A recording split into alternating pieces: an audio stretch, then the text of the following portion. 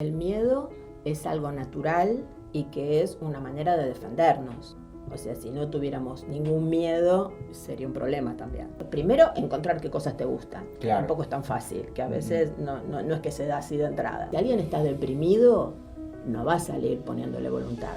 Hola, ¿qué tal? ¿Cómo están? Bienvenidos a un nuevo episodio de Preactoral. Hoy estuvimos hablando con la psiquiatra Alejandra Bossini.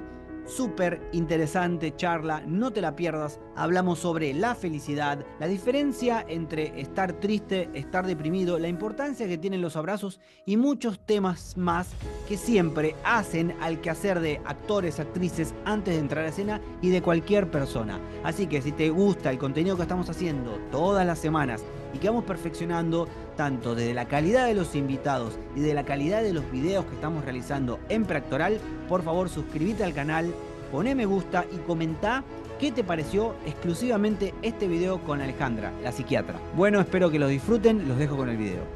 ¿Cómo te gustaría que te presente? Bueno, creo que como psiquiatra, actriz y mamá. La actriz me encanta. Y esposa. Y esposa, claro. Está buenísimo lo que dijiste, porque siempre es la primera pregunta que hago a cada invitado o invitada que hay, y tiende la gente a caerse y decir solamente su profesión, ¿no? Es muy, muy interesante cuando a alguien le preguntan ¿quién sos? Y dice, no, yo tengo mis presentaciones cuando doy charlas que digo, no, actor, director, divulgador, y voy a algunos lugares, pero es verdad, somos mucho más que eso. Sí. Por eso me pareció tan interesante que abarques un montón de facetas, que seguramente habrá muchas más que tenés, pero es muy interesante empezar así. Qué bueno. ¿Y por qué te dedicas a lo que te dedicas?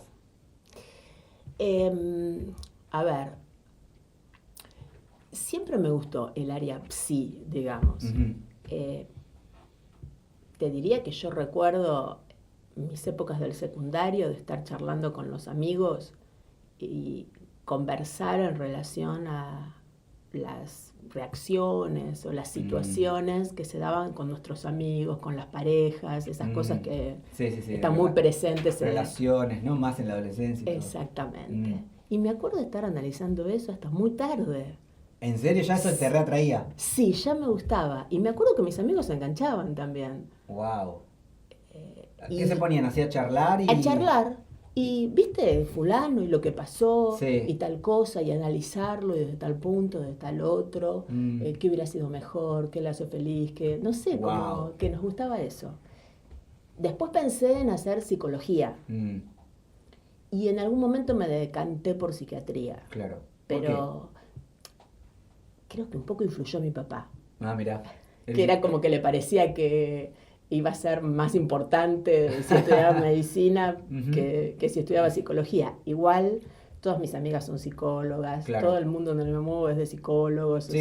No creo para nada eso de que no tenía ninguna razón mi papá. Claro. Pero bueno, creo que influyó en mí. Qué loco. Mirá qué bien. Y esta es una pregunta, a ver, puede ser un poco extraña, pero me suena muy interesante por algo que te voy a consultar después. ¿Qué es tener una buena salud mental? Bueno, yo creo que no hay una línea clara de diferenciación entre la salud y la enfermedad mental. Al menos desde el punto de vista en que lo veo yo y mucha gente, digamos. Claro. Creo que hay como distintos porcentajes, digamos, por decirlo de algún modo, distintas áreas que tiene cada uno, más sanas, más enfermas, distintos momentos en la vida. Claro. Que uno está más sano y más enfermo, pero no creo que haya una delineación así muy clara. De acá está lo sano y de acá está lo enfermo. Como que todos siempre tenemos cosas a trabajar. Sí. Siempre. Limitaciones, trabas. Y qué interesante, porque uno piensa, si todos tenemos limitaciones a trabajar, ¿en qué momento tenemos que primero reconocerlas y después empezar a tratarlas con un profesional? Yo creo que, como vos decís, el primer paso es reconocerlas. Que es una de las cosas más difíciles, ¿no? Es que es muy difícil a veces. Y cuanto mejor estás, es más difícil. Como el éxito, digamos, económico o incluso profesional, a veces, obstruye mucho darse cuenta de cuáles son las trabas que uno tiene. Bueno, primero darse cuenta. Y después creo que cuando uno intenta por un lado, por el otro, por acá, por allá, hace distintas apuestas y no logra superar eso, me parece que es el momento de consultar con un profesional. Claro. Mirá, qué loco. Yo digo qué loco encima.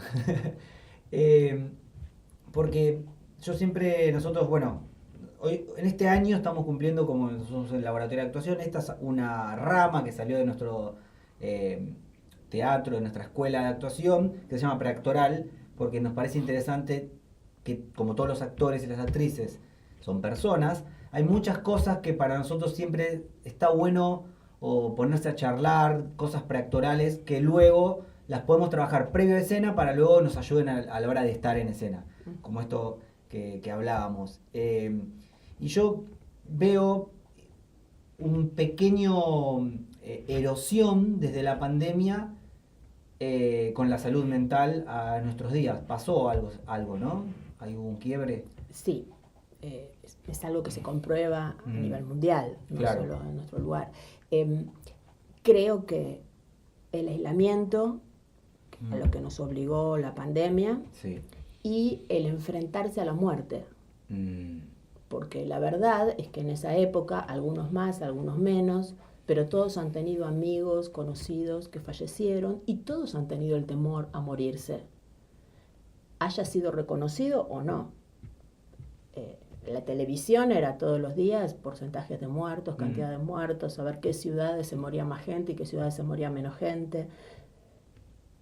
La muerte es algo atávico a lo cual le tenemos miedo y de lo que hablamos poco. Y creo que durante esa época eso se puso muy en evidencia. Y por otro lado, el aislamiento, que para algunas personas le resultó bueno o lo pudo disfrutar, en otros casos la soledad o las familias disfuncionales se agravaron mucho. Y creo que esas dos experiencias dejaron marcada a mucha gente. Sí, y yo veo mucho, no sé si la palabra es cambio o tampoco sé si es deterioro, no sé qué palabra exactamente usar. Una modificación podría ser en la franja de los adolescentes que estaban transitando adolescencia para terminar la adolescencia y salir al resto de la vida. Digo por justo en esa época nosotros abrimos muchos talleres para adolescentes y mediante eso empezamos a notar, no sé, esta modificación, que es una modificación que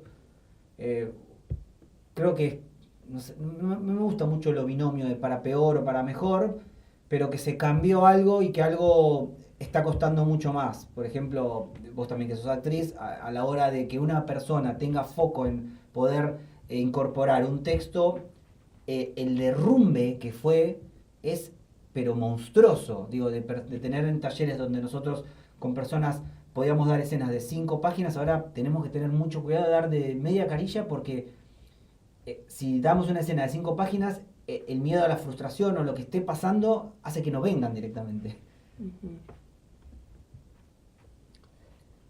No sé específicamente qué fue la pandemia. Tal vez la pandemia agravó una cosa que ya se venía dando desde antes. Pues claro, puede ser, sí.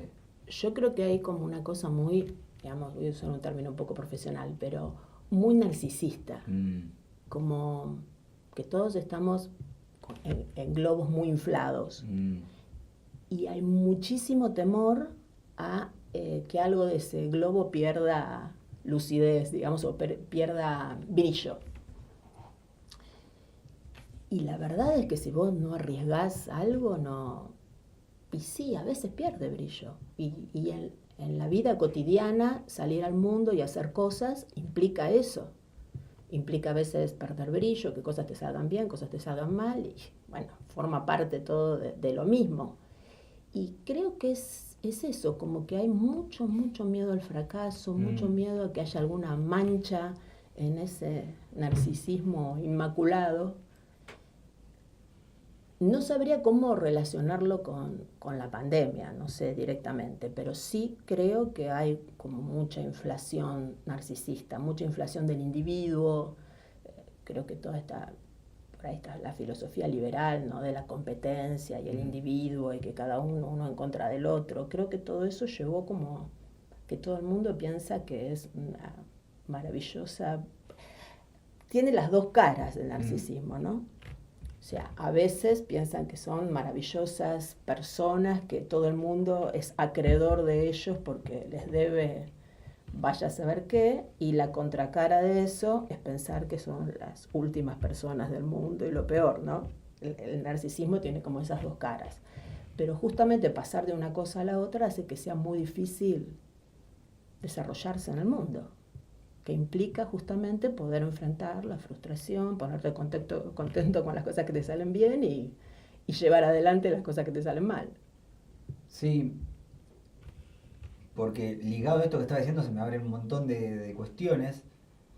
Otra cosa que sucedió y que está claramente relacionado con lo que vos decís es que, por ejemplo, cuando lo normal, no sé qué es lo normal, pero lo más común era tener talleres anuales donde las personas se inscribían y tomaban la apuesta de participar en un taller durante un año, se fue reduciendo cada vez más a talleres trimestrales porque las personas no toman compromisos a largo plazo, empiezan a dejarlo, mismo hasta en los talleres intensivos que son de 2 jornadas, esta exposición al fracaso que vos decís está potenciada también cuando son 6 horas, tenés que venir este sábado 3 horas y el otro, y entonces cuando ve que algo, que es muy loco, en algún punto, porque yo creo que después de tanto tiempo en estar, yo ya voy percibiendo que a veces con mi asistente digo, este chico, esta chica no va a volver a venir. Y ni siquiera es por algo que hayamos hecho nosotros, es por cómo esa persona se enfrenta a una situación que por ahí, viéndola de afuera, uno podría decir brutamente, es una boludez, probalo, no va a cambiar nada. Pero lo loco es que viéndolo de afuera uno por ahí no puede ver las cargas que cada uno tiene, ¿no? Sí, y cómo salir de la zona donde se sienten cómodos, qué gran ansiedad implica eso para esa persona. Creo que esta falta de sostenerse en el tiempo pasa también en otros ámbitos, por ejemplo, la pareja, ¿no? Como que hay pocos, no digo que necesario, no quiero ser una anticuaya, que hay que casarse y tener hijos, pero la verdad es que llama la atención cómo es muy difícil sostener una pareja a largo plazo. En general es muy complicado y el proyecto de tener hijos también, como que todo eso, ¿viste? Es un montón. Y creo que tiene que ver un poco con esto de que enamorarte de alguien y decir quiero estar con esta persona, hacer esa apuesta, implica volverte vulnerable. Un gran riesgo. Es un gran riesgo. Tenés que renunciar a cosas y no sabes cómo te va a salir y no sé qué. Y sí, es un gran riesgo. Que claro lo que decís, porque si en algo que para uno es trascendental, como cómo organizar su vida con alguien más, imagínate, estos pequeños indicios ya están en cositas más pequeñas, digo, como que estos riesgos están muy vinculados también creo que a algo que empezó a pasar, digo, puede ser que sea previo a la pandemia, con redes sociales y demás, de una cosa de confort, de rapidez, de acelerar procesos, de no transitar procesos, de querer resultados ya cuando no transitas nada, y todo eso nos pone en un lugar que por ahí hay una visión muy, muy similar a lo que vos estás contando, en todo sentido, me parece. Sí, algo de eso hay. Es un poco infantil, ¿no? Es tremendamente, sí. Los chicos tienen esa característica, ¿no? Claro. Son muy narcisistas. Quiero esto ya. Exacto. no soportan los después, o espera. Sí, creo que es así. Y eso también, así como en la pareja, pienso, afecta a cualquier proyecto que uno tenga a largo plazo. Digo, esto que yo tengo la suerte de hoy decir, bueno, con nuestra escuela estamos cumpliendo 10 años. Claro, miro atrás y digo, si yo hubiese tenido otro tipo de mentalidad, ¿cuánto duraba esto? porque por más con todos los embates que, digo, transitamos una pandemia, nos tuvimos que mudar. Entonces, uno a veces está bueno charlar estas cosas porque uno a veces quiere transmitir, decir, pará, no creas que por este pequeño tropiezo, como le suele pasar, por ejemplo, lo llevo un poco a mi campo, actores y actrices cuando van a un casting, hay muchos que van a un casting una vez y les va mal cuando no se dan cuenta que es una entrevista de trabajo, como cualquier entrevista de trabajo que cualquiera de nosotros habrá tenido en su vida, que son millones y no en todas quedas, y no van nunca más. Sí, claro, y toda la historia de escritores famosos está llena de editores que le rechazaron sus manuscritos y pintores que rechazaron sus cuadros y sin embargo siguieron y es así. Ese desarrollo no es sin poder asumir el fracaso y asimilarlo de algún modo. Claro. Pero creo que esa es una barrera muy importante hoy en día que limita mucho a las personas. Sí. Y recién hablábamos cuando hablamos de la salud mental, que todos tenemos algo que trabajar seguramente en nuestra salud mental. ¿Y qué puede hacer uno para cuidar su salud mental?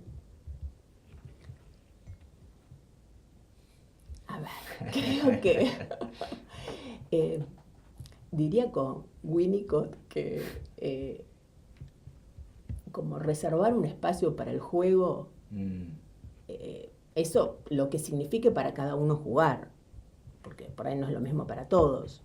Para algunos será el arte, para otros será jugar al fútbol, para otros encontrarse en un asado con amigos, qué sé yo. Para ocio, ¿no? Para ocio, para esos espacios creo que está muy bueno. Me parece que está bueno que sus socios sean con otras personas, evitar el aislamiento. Pero bueno, no hay manuales, no hay nada que te asegure que no te van a pasar cosas. Tiene mucho que ver con la historia de cada uno, con lo que uno trae de temperamento, de cómo es uno y de las cosas que te pasan en la vida. Claro. Todo eso creo que hace como una mezcla que, bueno, da el resultado que dé. No hay mucho para influir por ahí en eso. Sí, después, si aparecen síntomas y demás, uno puede trabajar con eso.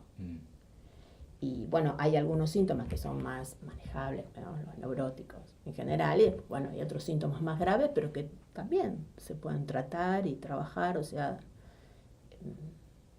creo que la actitud de la persona influye en cualquier gravedad que tenga el síntoma que se presenta.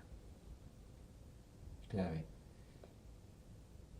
Siento que atrás de todo esto que estamos hablando siempre hay una palabra que es el miedo, ¿no? Y el otro día escuchaba una definición de miedo que me pareció muy interesante, que era: el miedo es la falta de información con respecto a algo. ¿Qué es el miedo?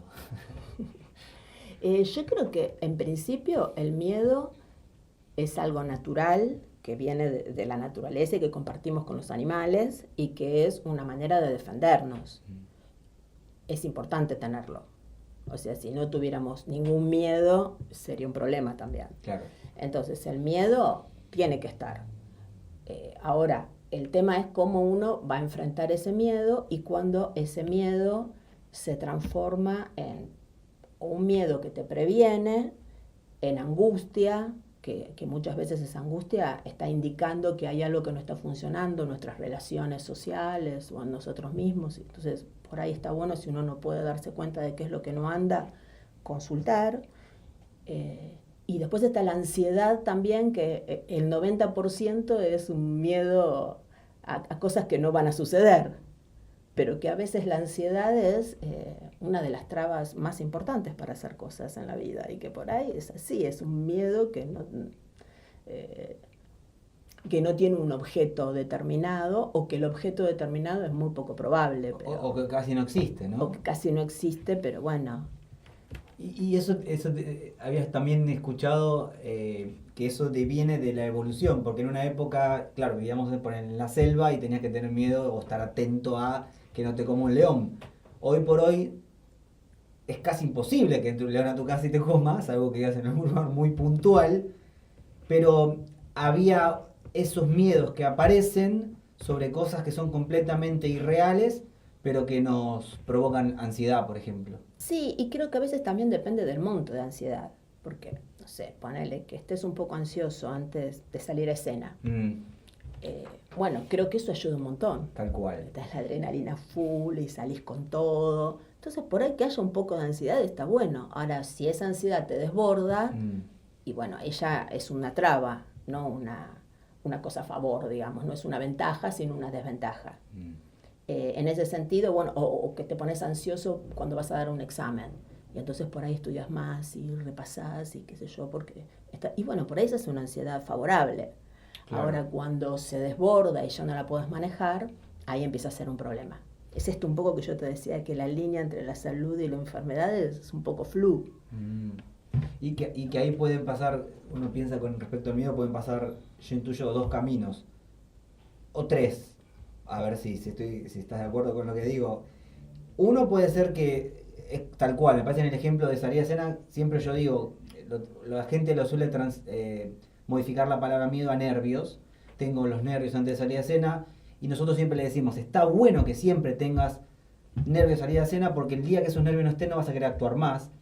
Ahora, el tema es vos qué haces con esos nervios. Si esos nervios salís a escena y te paralizan, o si salís a escena, como me pasó una vez con una ex clown hace muchísimos años, salimos a la escena y ya se fue corriendo.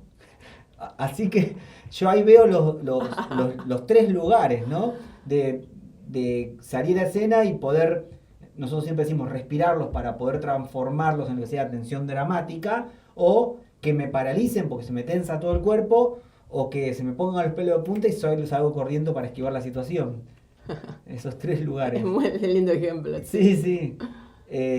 Pero algo de eso son como, ¿no? Uno ve como resultados que pueden ser posibles ante una situación que genere miedo. Sí, tal cual. ¿Y cómo podemos diferenciar el miedo de una fobia?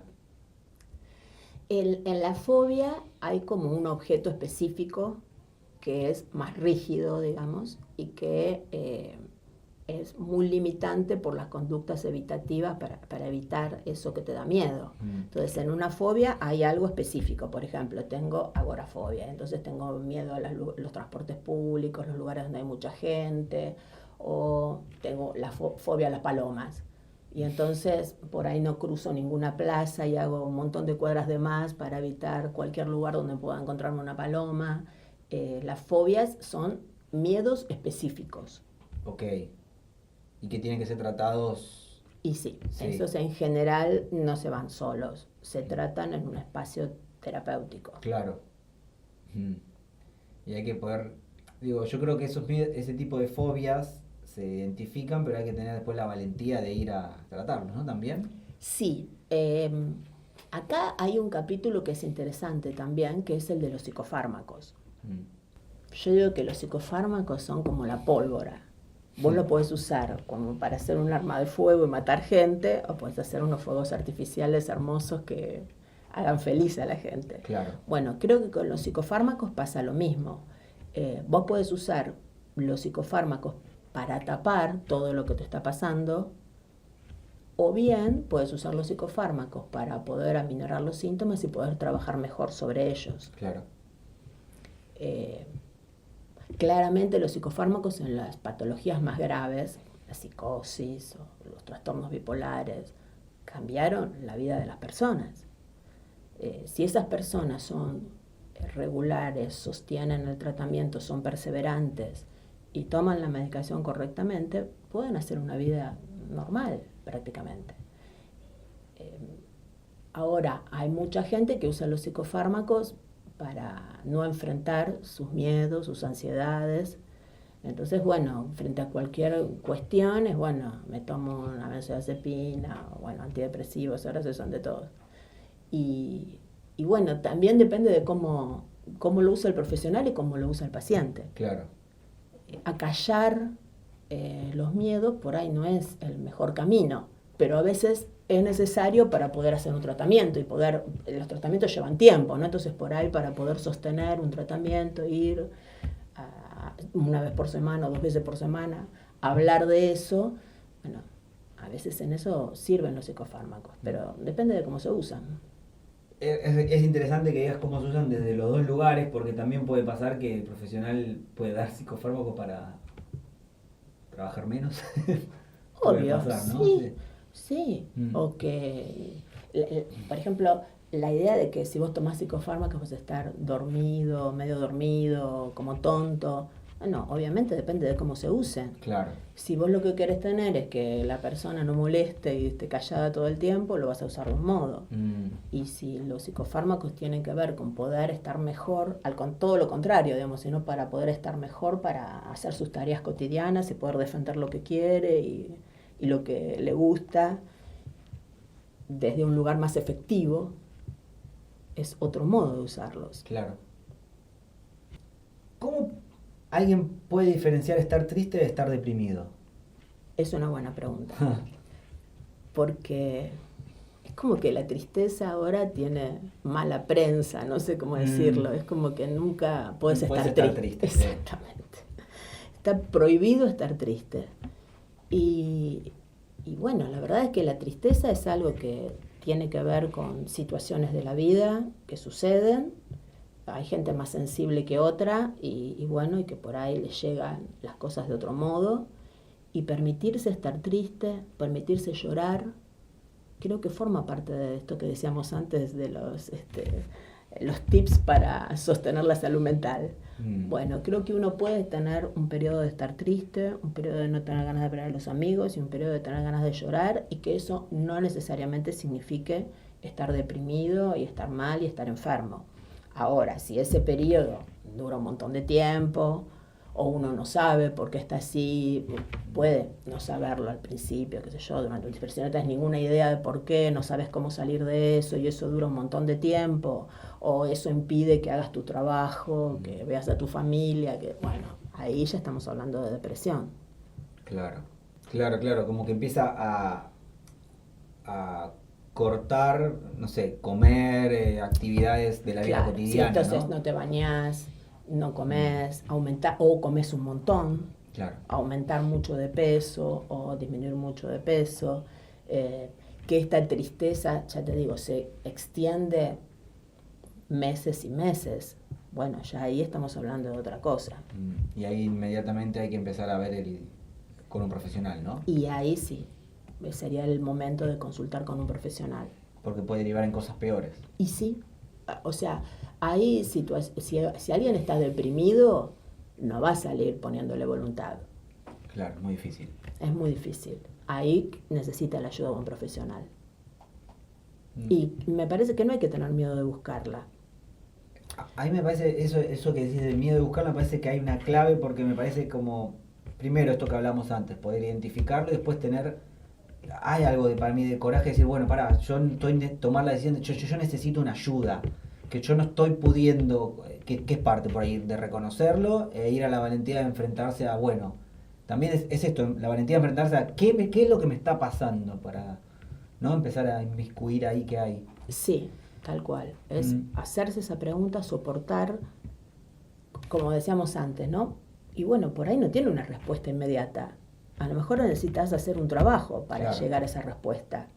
Y bueno, soportar ese tiempo, esa incertidumbre y poder hacer un trabajo con otro para ir encontrando algunas respuestas, implica un trabajo y una apuesta, que considero que vale la pena totalmente. Porque si no, uno es como que vos eludís el tema hoy. Y mañana te lo vas a volver a encontrar. Y pasado te lo vas a volver a encontrar. Y después insiste, digamos eso. No es que yo lo eludo, miro para otro lado y desapareció. Sigue estando. Entonces, me parece que tomar esa decisión de decir sí, lo enfrento, es importante. Y también pasa un poco que tienen muchas veces mala prensa la psiquiatría y los psicofármacos. Fíjate que en todas las películas siempre somos los malos, los psiquiatras. Sí, tal cual. Y los medicamentos son lo peor del mundo y demás. Pero creo que todo depende de cómo se utiliza, como te decía antes, y cuál es tu objetivo. Entonces creo que enfrentar eso hace falta tener valor y hace falta tener perseverancia, pero vale la pena totalmente. ¿Hay estrés bueno y malo? Hay respuestas al estrés, buenas y malas. O sea que estrés hay uno solo. Y sí, el estrés, digamos, también depende un poco también de las dimensiones, ¿no? Qué sé yo, por ahí, si el estrés es muy grande, por ahí nadie puede enfrentarlo sanamente, no sé, hay también ahí como unas proporciones, digamos.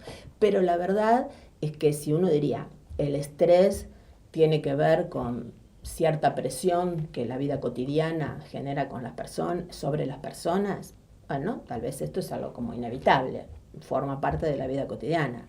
Ahora, el tema es cómo vos te enfrentás con esto, qué herramientas tenés para manejarlo, si vos podés darte cuenta cuando los límites se están superando, si sos capaz de poner algunos límites cuando es necesario, cuando vos sentís que ya el estrés que estás viviendo te supera, te desborda, está alterando el placer que tenés en lo que estás haciendo y altera cómo estás respondiendo. Creo que esos son como señales de alarma. Si sentís que no podés disfrutar de eso que te gusta hacer, y si sentís que te está complicando hacerlo por este exceso. Antes hablábamos de lo importante que es tener momentos de ocio, de juego, pero a veces también sucede que quienes tenemos la suerte de trabajar de lo que nos gusta, en algún punto existe el peligro también de pasarse de rosca y solamente estar trabajando de lo que te gusta sin darle marco a otro tipo de actividades. Que uno podría decir que esas otras actividades sería ocio, no lo sé. Digo, a mí me pasó en un momento que yo dejé de trabajar en una empresa multinacional de computación que no tenía nada que ver y pasé a todo este mundo que era lo que yo siempre quería hacer, y de repente mis fines de semana desaparecieron, pero obviamente cambió todo mi entorno, hay un montón de cambios que tuve con respecto a eso, pero yo podría decir que 24/7 estoy abocado a esto, pero siempre tengo una llamada de atención porque recuerdo que cuando trabajaba en esta empresa, un compañero de trabajo le pasaba lo mismo porque estaba muy abocado a ese trabajo y le pasó algo que se llama el burnout. Sí. ¿Puedes contar un poco qué es eso? Porque no sé si mucha gente lo sabe. Sí, el burnout es cuando uno empieza a tener síntomas así de ansiedad, insomnio, síntomas depresivos puede haber también, desgano, desinterés, que no puede disfrutar de las cosas que disfruta habitualmente, por un exceso de trabajo. Por ejemplo, ahí sería como un estrés que es excesivo. Claro.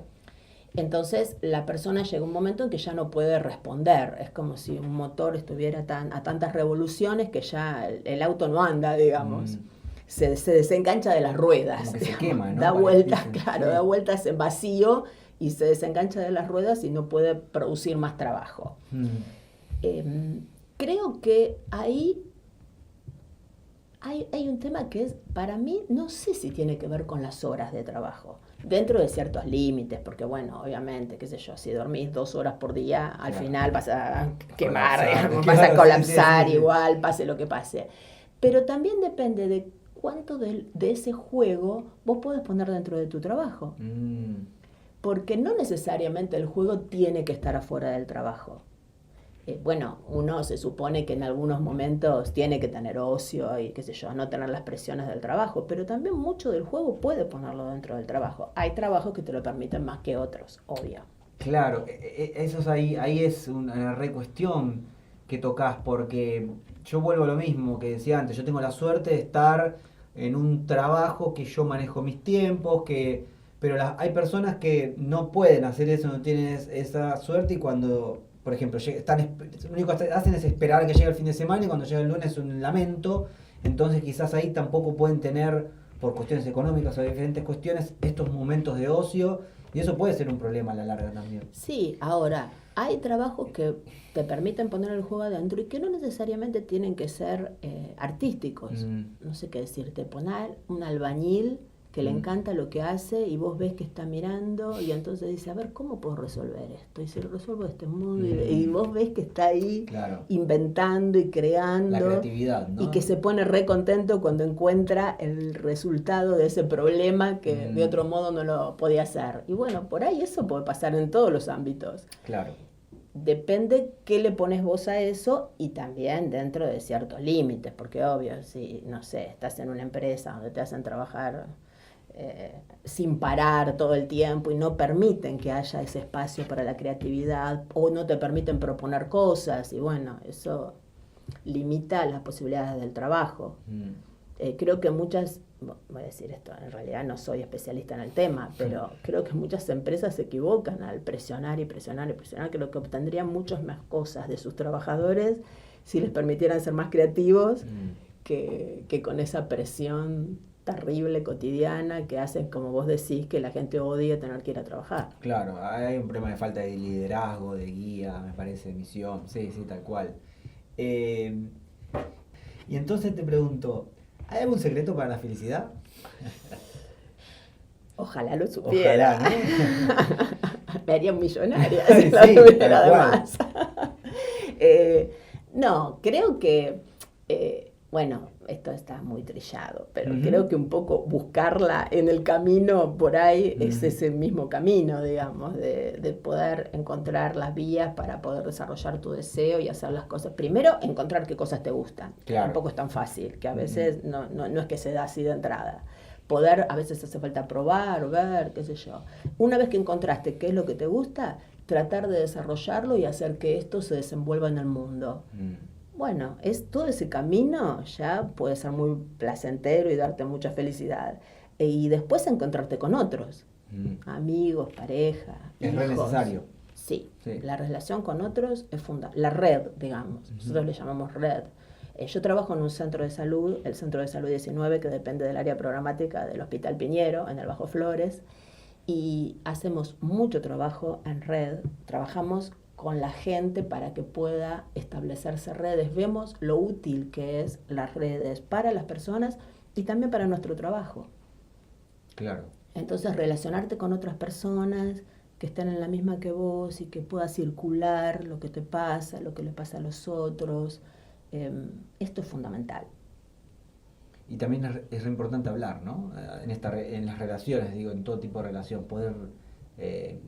una excusa que yo tengo para hablar y escuchar también, que me parece muy interesante, es este podcast, por ejemplo. Pero creo que hay algo de esto de hablar, que ahí viene otra pregunta que hago. ¿Y cuál es el lugar del placer en todo esto? ¿El placer es sinónimo de la felicidad? ¿El placer qué sería como para...? Antes te voy a decir algo. Esto que decías de hablar, creo que es más importante escuchar. Sin duda, sí. Porque creo que hay como se habla mucho hoy en día y sin embargo no se logra mucho transmitir muchas veces. Sí. Entonces creo que hablar en la misma medida que escuchar. Y en estas redes sirve tanto hablar como escuchar. Creo que eso está bueno. Después el placer. Bueno, el placer tiene que ver con una satisfacción que está dentro de una legalidad, digamos, si uno lo pensamos del psicoanálisis, digamos. Entonces, ¿esto qué significa? Que el placer implica, como decía, una satisfacción, pero también un límite. Si no tiene ningún límite, ya no es placer. No tener ningún límite ya se transforma en otra cosa que es displacentera, finalmente, digamos. Entonces, las leyes, los límites, son los que hacen posible el placer. ¡Wow! ¡Qué loco! Porque, claro, es un momento. Es un momento. Momentos. Ves como, no sé cómo decirte, los chicos juegan, ¿no? Y es re importante para los chicos que juegan. Pero los chicos juegan cuando tienen un adulto que los está mirando. O sea, cuando tienen ese marco de seguridad que les permite jugar. Para los adultos es lo mismo. Nosotros necesitamos ese marco para poder jugar. Por eso no es placer versus prohibición o libertad versus prohibición. No, la prohibición y las leyes permiten que haya placer. Cuando no hay nada de todo eso, no se puede disfrutar, no hay deseo, no hay nada. Súper interesante, porque escuchando eso me pasa cuando, no sé, nos dan a elegir, tenés que elegir entre estas 2 o 3 cosas. Si no te dan y puedes hacer todo, es donde a uno por ahí a veces más le cuesta, ¿no? Claro, exactamente. Sí. Esto de decir me parece interesante, generar el marco, es dentro de este tiempo, es dentro de este lugar, es dentro de unas condiciones que se vayan generando para... y ahí vos podés empezar a trabajar, y si conseguís... Voy armando palabras mientras lo digo con vos. Si vos conseguís ese resultado, te puede estar vinculado a un placer, ¿o no? Sí, o por ahí en el mismo desarrollo de la actividad hay un placer. Claro, estar en pleno proceso te da un placer de, no sé, ensayar una obra, por ejemplo. ¿Y por qué a veces, no sé si a veces, pero por qué no nos sentimos felices? A esto que hablamos de la felicidad, ¿no? De qué es la felicidad. ¿Por qué no tendemos a no sentirnos felices? Mucha gente dice, no soy feliz, o... ¿qué es lo que no está viendo? No sé si hay estoy tratando de buscar como líneas comunes, sí, ¿no? Sí, como sí, que obvio, uno pudiera ir de todas las infelicidades individuales a la infelicidad general. O sea, uno diría que hay como 2 puntos claves, que son la muerte y la sexualidad, que nos cuestionan, que no tenemos respuestas absolutas para eso, y que, bueno, que están ahí y generan angustia o ansiedad. Y también que, digamos, cuando nacemos empezamos a hablar y nos hablan, digamos, todos nuestros deseos y pulsiones pasan a través de la palabra. Eso implica ya una pérdida, como decíamos antes, ¿no? Eso implica ya un marco, y solo dentro de ese marco es posible que haya algo del placer. Eso implica cierta pérdida. Entonces, digamos que esta pérdida o el enfrentamiento a estas cosas que son como agujeros, digamos, para los que no tenemos ninguna respuesta completa, hacen que, bueno, cada uno se las tenga que ver con eso. Y algunas personas se las ven mejor y otras peor, y ya te digo, como la vida de uno, a veces uno se las ve mejor con estas cosas y otras veces peor.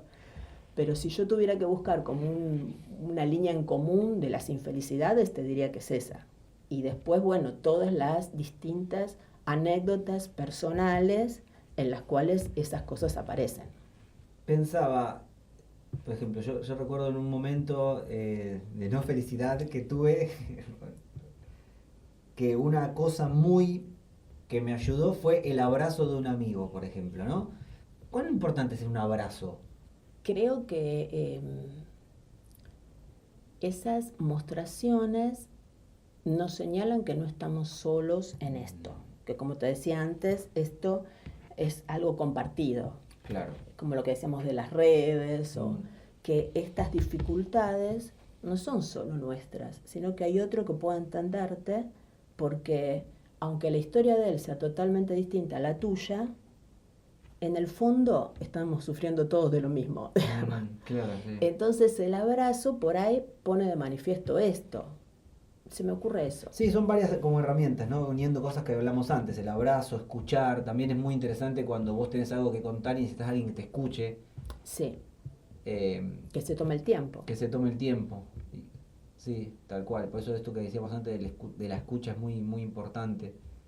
Que genera también, creo, que alguien te escuche te genera un placer en algún punto, ¿no? Y es como un abrazo de otro tipo. Sí, de otro tipo. Sí, genera una especie de alivio. No, por ahí no siempre, pero ayuda. Totalmente. Y también ayuda para las tristezas, como decíamos antes. Y bueno, sí. las tristezas compartidas se llevan de otro modo. Es clave tener, como vos decís, una red de contención siempre. Sí. Porque cuando no está esa red, creo que ahí pueden derivar en otro tipo de cosas, ¿no? Sí, es que estás mucho más vulnerable. ¿Cómo uno puede aumentar la confianza en sí mismo? ¿Qué puede hacer uno para aumentar un poco de confianza? ¿Tiene mucho que ver, por ejemplo, se me ocurre, con cómo uno se habla también? Creo que hay como... A ver, por ahí hay como estilos de cada uno. Y entonces uno puede reconocer en sí mismo cuál es su estilo, ¿no? Si es un estilo más bajón, digamos, o un estilo re arriba. Y por ahí, yo digo a veces que está bueno que cada uno sepa dónde le aprieta el zapato. Entonces uno puede reconocer dónde está ese estilo que le puede minar, ponerle su propia confianza. Y digo que puede ser estar muy arriba, porque también si estás muy arriba todo el tiempo, no te bancás ningún obstáculo. Claro. Y estar muy abajo tampoco te sirve. Entonces por ahí, si uno está advertido de cuál es el estilo de uno, puede, no digo cambiarlo, porque tampoco es necesario cambiarlo, si no seríamos todos iguales y no es esa la idea. Pero si vos estás advertido de tu estilo, puede ser que puedas decir, bueno, no voy a ir por este lado porque ya sé que por ese lado no me conviene. Y en ese punto, por ahí es esto que vos decís, como hablarte de otro modo, ¿no? Cuando te estás hablando a vos, caes siempre en lo mismo, decís, bueno, no me está conveniendo, no me conviene esta forma de hablarme. Y bueno, por ahí modificarla sirve. Y creo que, bueno, esto de poder enfrentar los obstáculos, también, porque eso creo que te da mucha confianza. Sortear un obstáculo sin hablar, ni hablar. Te da mucha confianza. Te reafirma, ¿no? Exactamente. Sí, yo escuchaba a un emprendedor que siempre escucho, que me parece muy interesante, y decía que él era mucho más contundente, decía, la única manera de vos generarte confianza a vos mismo es ir sorteando tus propios obstáculos. Sí, era una gran manera de reafirmarte tu confianza. Nosotros cuando... en charlas que doy, por ejemplo, mañana justo doy esta charla que habla de castings, siempre charlo con los actores y las actrices que vienen en materia de que cuando uno va a un casting hay variables que puede manejar y variables que no puede manejar. Por ejemplo, si me dicen que tengo que llevar un texto aprendido, que tengo que llevar un vestuario, son variables que puedo manejar porque dependen de mí en algún punto, si no las llevo es mi responsabilidad.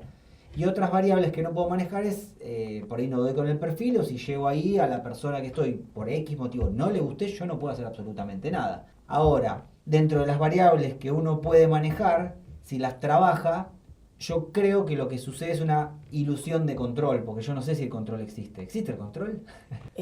No. Claro. Y creo que a veces tener esa ilusión de control es muy desventajoso, porque poder aceptar esto de que hay cosas que no dependen de nosotros te alivia un montón, porque si intentás todo el tiempo controlar todo, es como que todo el tiempo trabajas de más. Claro. Porque es un esfuerzo que no tiene ningún resultado fructífero. Entonces creo que poder aceptar, como vos decís, hasta qué cosas podés controlar y qué cosas no, qué cosas entran dentro de la incertidumbre, me parece muy importante. Y no solo en el trabajo, en la pareja, claro, en tu matrimonio, en relación a tus hijos. En todos esos ámbitos no puedes controlar todo. Hay una opacidad en el otro que es así, constitutiva. Y poder aceptar eso es muy importante. Quizás, pienso, ahora que te escuchaba, el gran trabajo y lo difícil es tratar de controlar cómo reaccionamos. Sí. No sé, es como digo, capaz que es una de las pocas cosas que realmente uno tiende a poder controlar. No sé si siempre aparte, ¿no? Porque también depende de las circunstancias. Sí. Y bueno, y después, qué sé yo, no sé. O tampoco uno puede controlar todas las reacciones de uno. No. Puede ir viendo cómo manejar. Me acuerdo de una vez tenía una supervisora que decía, porque nosotros en nuestro ámbito solemos llevar los pacientes a supervisores, que son gente que tiene más experiencia que uno y que, bueno, o aunque tenga la misma experiencia, charlar de una circunstancia con otro te ayuda a pensar mejor. Claro. Y me acuerdo que ella decía que en la vida nosotros no podemos intentar manejar como si manejáramos un auto. Vos manejás un auto en la esquina, doblás a la derecha, doblás y ya está. Uno tiene que pensarlo más como un velero. Un velero vos manejás la deriva. O sea, si el viento va para la derecha y vos querés ir para la derecha, bárbaro, doblás el timón a la derecha y va. Pero si el viento va hacia la izquierda y vos querés ir a la derecha, no podés hacer así con el timón y dobla. Como mucho lo que podés hacer es ir yendo en línea oblicua, como acercándote de a poco, manejando el viento, digamos, no manejando el viento, sino manejando la deriva, ir acercándote muy de a poco a la derecha. Y a mí me pareció interesante eso, ¿no? Como que uno no puede controlar todo. Bueno, el viento te está, en este momento, va para el otro lado, y bueno, no vas a poder doblar a la derecha porque vas a volcar el velero y no vas a ir a ningún lado.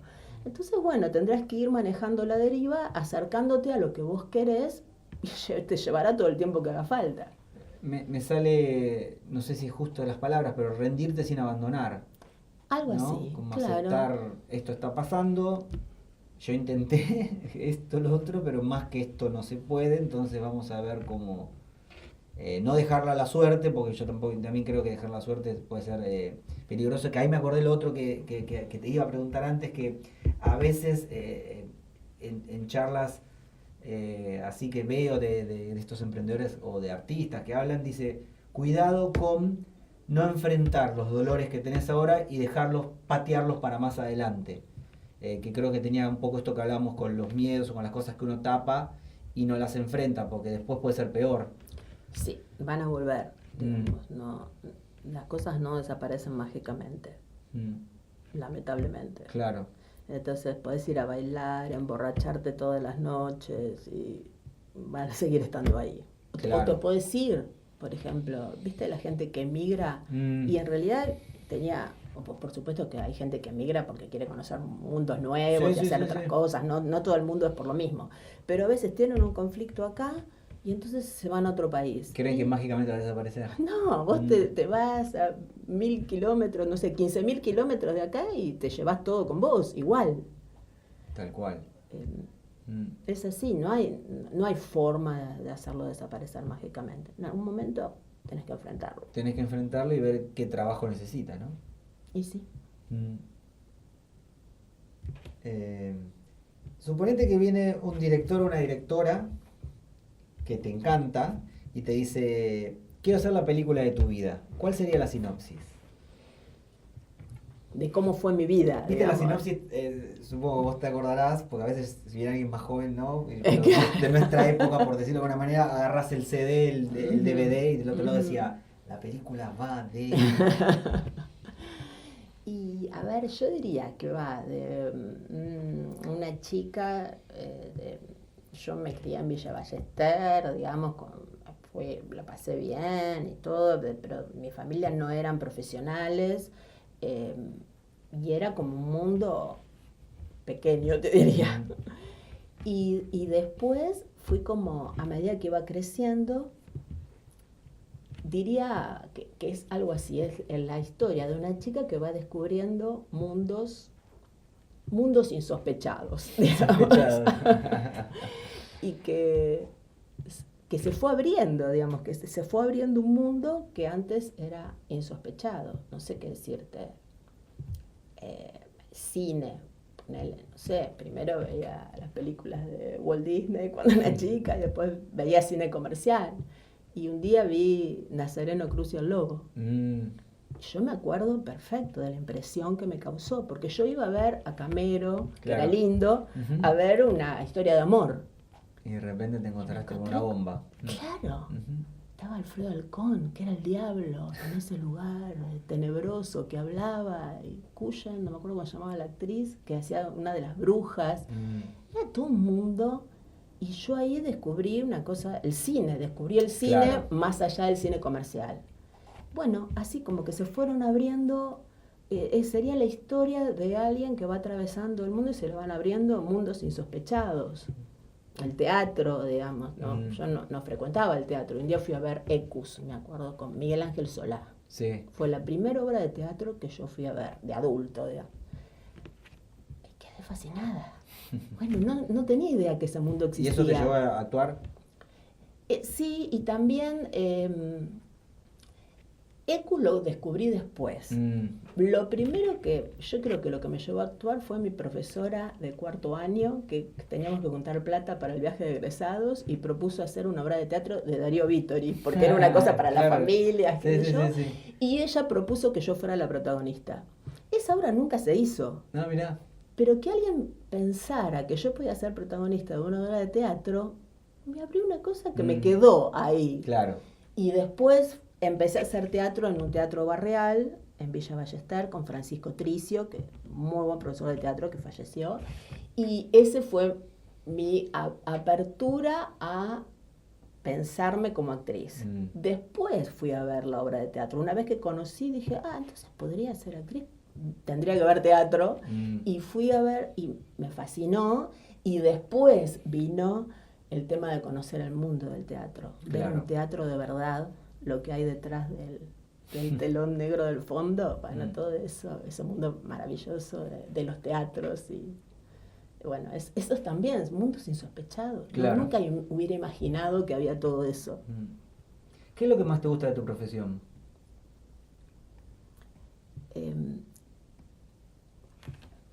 Me parece que la relación, que esté relacionado con otros y que me abre como una ventana a mucha gente de distintos ámbitos, gente de niveles socioculturales totalmente distintos, de niveles económicos totalmente distintos, mundos totalmente distintos, y creo que eso es lo más interesante de mi profesión, que no te deja estar en un cuadradito chiquitito que está siempre en lo mismo, ¿viste? Esto, vos escuchás gente de todos los ámbitos, de todos los tipos de personas, buenos, malos, cínicos, qué sé yo. Y eso es lo más interesante de mi profesión. ¿Cuál sería tu definición de éxito? Sería que algo que a vos te gusta mucho, puedas hacerlo y lograr que circule por el mundo, digamos, o sea, que no solo sea hacerlo, sino poder mostrarlo a otros o hacerlo con otros, bueno, depende de lo que sea, pero que eso circule. Que llegue a muchas personas. Eso, que llegue a otros. Claro. Eso creo que es, o sea, lograr transmitir eso que a vos te gusta, que llegue a otros. Que seguramente eso que a vos te gusta tiene tu particularidad, inevitablemente. Tu estilo, tu marca. Sí, algo tuyo particular en eso que estás haciendo, que lo haces de un determinado modo que es solo tuyo. Bueno, Alejandra, muchísimas gracias, muy interesante. No, gracias a vos, lo pasé muy bien. Qué bueno, gracias.